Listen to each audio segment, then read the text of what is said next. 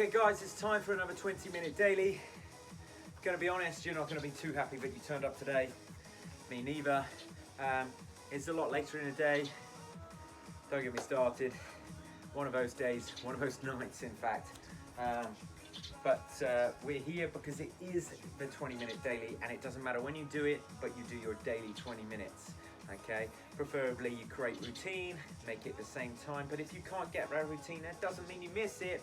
You put the effort in and find yourself back doing another 20-minute daily. So we're doing that Tabata again. We're going 20 seconds, 10 seconds rest. The only difference is, okay, so we're only going to do 2 exercises. Okay, exercise number 1 is going to be high knee running. So we're literally going to run, picking our knees up for 20 seconds. Exercise number 2 is going to be a burpee with a press up, and that's it. They're the 2 exercises. If you work that out, which you probably don't want to work that out, we have 40 rounds across our 20-minute daily. So we have 20 rounds of each coming up with 20 seconds work with 10 seconds rest. And that is that. So let's get started. Let's enjoy or suffer the pain. Let's go. Knees it is first.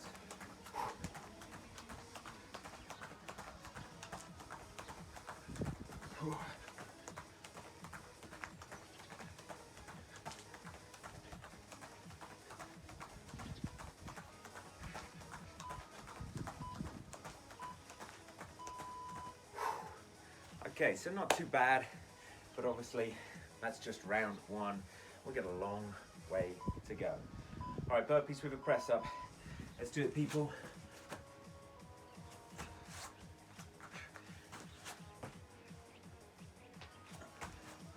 I think I'm going to move around a bit.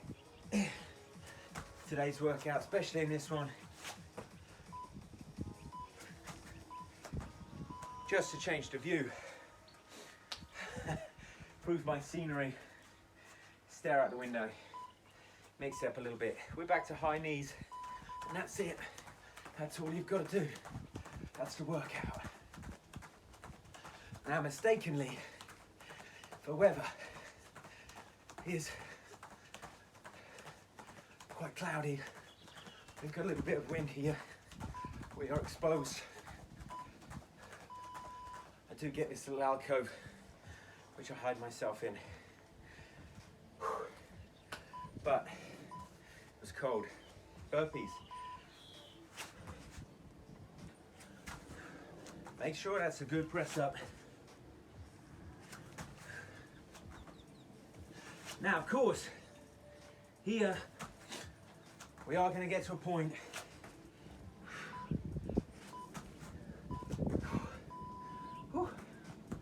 where you've done, that's 10%.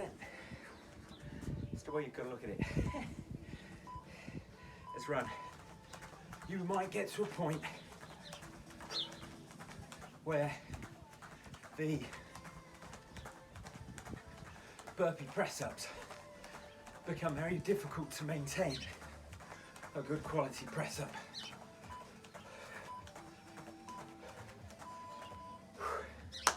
So, do what you can, hitting the knees, do reverse press-ups,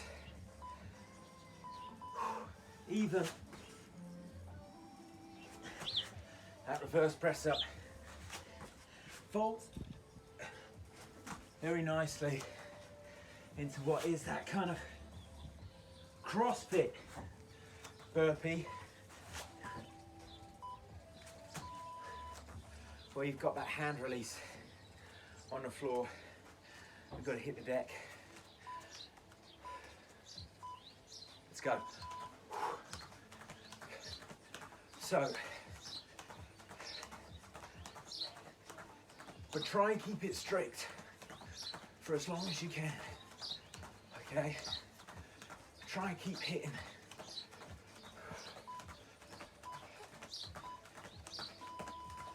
Those good quality burpees. Right, I'm gonna go this way this time. Just to mix it up.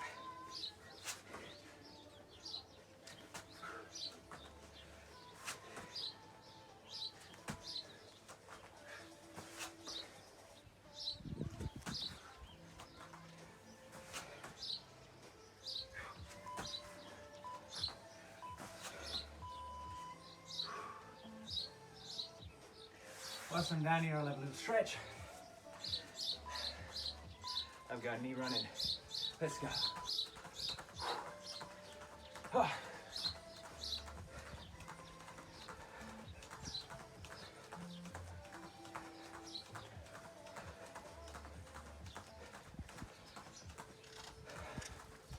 Only look this way, it's not that pretty, a brick wall. Whew.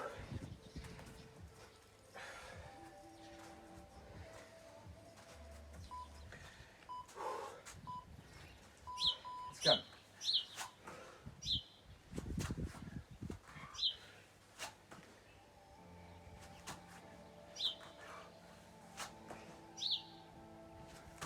See, I slightly adapted there.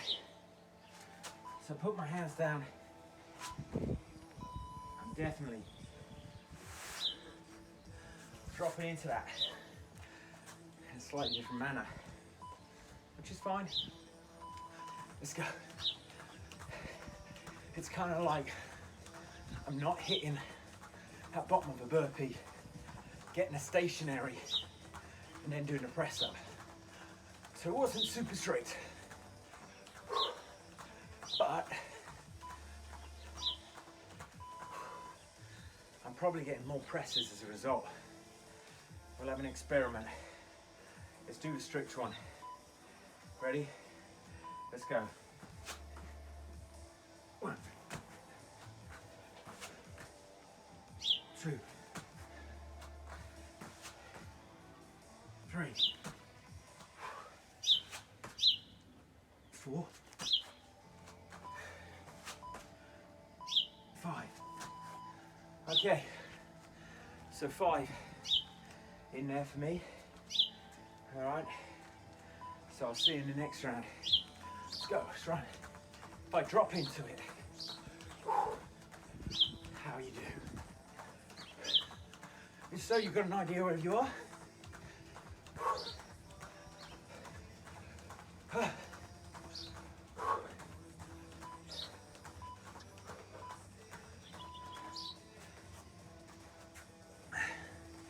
We have 27 rounds left. Right, so I'm going to try that drop in. 1, 2, 3, 4, 5, 6. Okay, so I'm getting like half a little bit extra there. Let's go. Let's just get me into that drop that little bit quicker.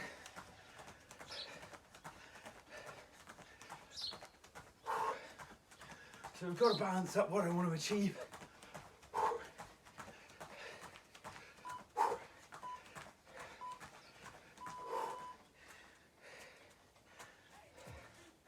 So I quite like it. So I'm going to go with that one again.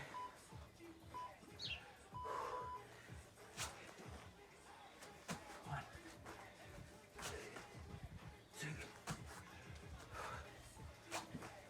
3, 4, 5. Oh. Clearly slowed up a little bit, or maybe my effort wasn't there. Let's go. So, this is round 24. That means you've got 12 of each move still to go. So we're not quite halfway. I know that's what you wanted to hear.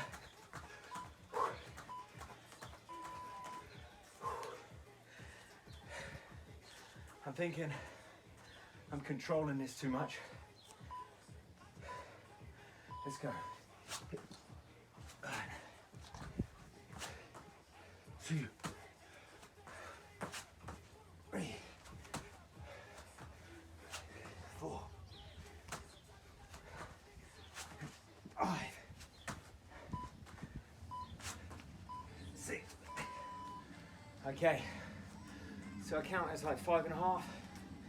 Definitely kind of hit the knees on the last one. Knee running. And try and put a bit more in.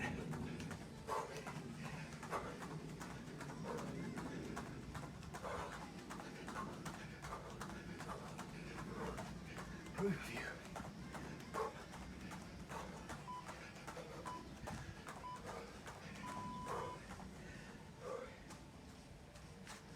I think I'd found a pace which my body kind of liked there. Let's go.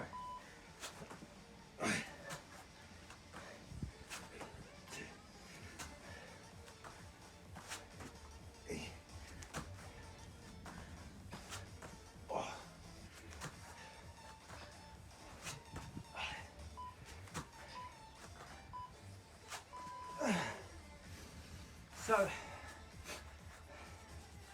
kind of fitness history lesson in a sense. Way, but I always looked at the guy. So in CrossFit world,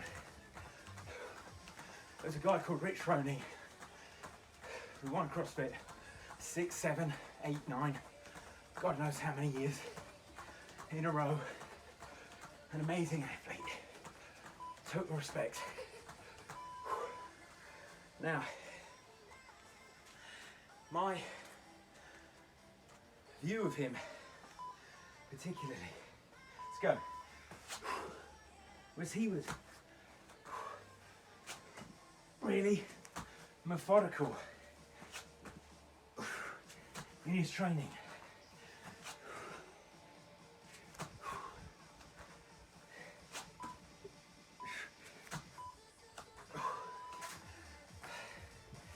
And he used to know his consistency, which was amazing. Let's go, run. What he used to do, in my mind, when I used to watch, I used to look back at how he trained relative to everybody else. Lots of people had that idea of go out, smash it, and it'd have a drop off. So, this is a principle we talk about in output. Let's go. Now, output is the way we think about hard training over a duration. If you imagine the rest period in workouts. So we're over the halfway point. It's starting around 16, 8 of everything left. Rich Froning was the ultimate output. He had less of a drop off than everybody else. And so he would surpass everybody else over the time that a workout was. And that's where he was amazing in my mind. I'll explain it to you. Let's go. And this is one of the things that we aspire to achieve in our workouts.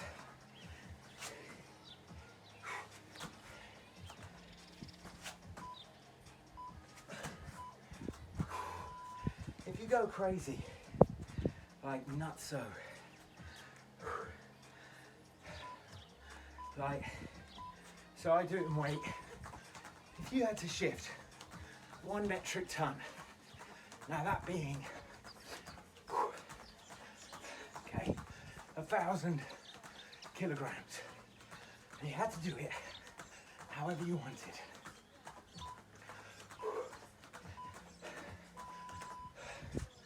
Rich Froning would be very methodical about the way that he'd work this out. Let's go. So he would look at the idea and say, all right, I could pick up 100 kilos 10 times, but I'd have to rest after each lift. Now don't get me wrong, Fridge Froning could lift 10 100 kilos without a rest. But let's assume he couldn't. Let's assume that was his maximum, 1 rep max. Now he would then require a full recovery before he could do it again.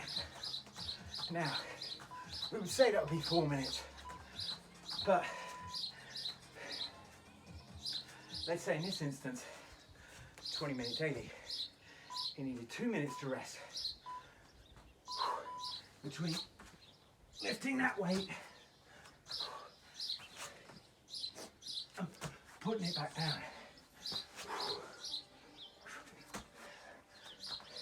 So he would end up with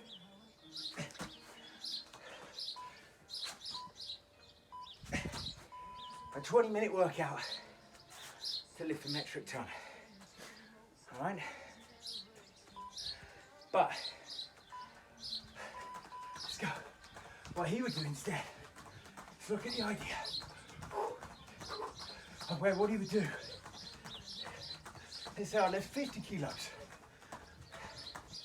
Now I can do that twice, half a weight. Actually, let's say he could do that 4 times without needing a rest. Burpees. So he's done it 4 times without needing a rest. Now obviously, 4 lifts would take him that little bit longer. You know, maybe each time 1 lift would take him 100 kilos, 5 seconds or so. 4 lifts, right, it may take him 15. We're ignoring the lift time in here, but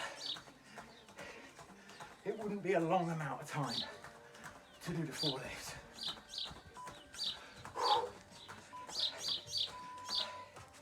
So, but then to recover from that workout,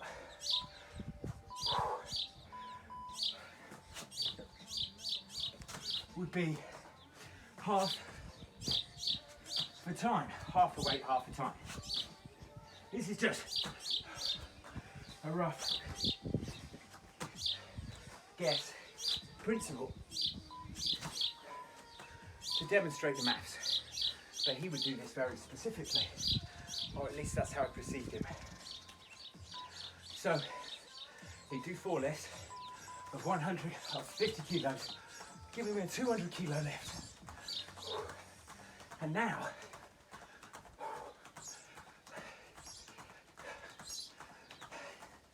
he just needs a 1 minute rest period. Okay. Now that 1 minute rest period is in 200. 2, 4, 6, 8, 10 burpees. He could do the workout that would take the 100 kilo person 20 minutes to do. We said 10 lifts and 1 and 1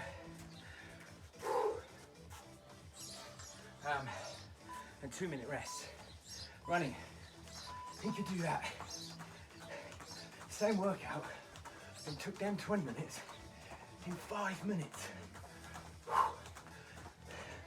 Because he only needed 1 minute rest to rest between rounds. Add the additional time into that for actual lifting, obviously slightly longer, but it doesn't constitute 15 minutes. Ready? Let's go.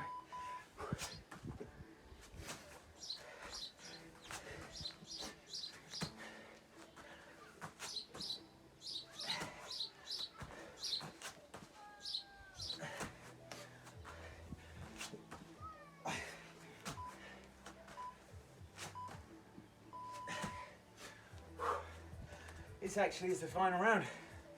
My talking has jabbered you out. Let's go. So he worked this out really specifically, what he could do for each exercise in amount of time. Now he's lifted more weight in less time, therefore his output per minute is massive relative to the person whose output per minute is tiny. Burpees it is. So if we put that principle into play, and you've worked along with me, or even gone faster,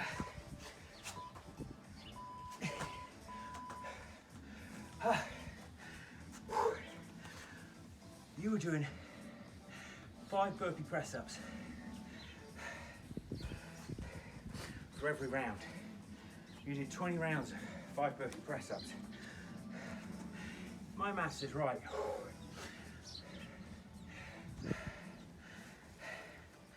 You've just done over 100 burpees and over 100 press-ups, because I was 5.5. And that's a lot of output. Now we've got to challenge ourselves and say, could we push that? And that's what we're all about. Technique, effort, nutrition, time. If you look at that as an entity, especially with technique, improve your technique. The effort, what's the maximum effort you could get out? In time. Time here is a factor of how long the workout is. It will change your output, and that will change your calorie burn for a session. So kudos to Rich Froning, because I always looked at him and felt that that was the way that he worked. And his output for time, doesn't matter if he started steadier than everybody else, he was still maintaining it at the end. And as a result, his output was far greater. He didn't need so much rest and recovery, which made him the fittest person on the planet. That's questionable in my mindset, because there's different sports people, different challenges. Let's just be brutally honest. You've got these mega triathletes who are running cycling, swimming, marathon, multi-marathons, you know, these Ironman athletes who are doing just ridiculous stuff. They've got to be crazy fit relative to, and I don't know they're doing all their strength and conditioning, but I'm going off at a tangent. But the reality being is, as a premise for working on your training, maximizing your output in every workout is what we're trying to achieve. All right, guys. So that's my mini lecture whilst working out, because I know you wouldn't listen to it otherwise. And that's it. I'll see you on the other side for another 20-minute daily. Woo!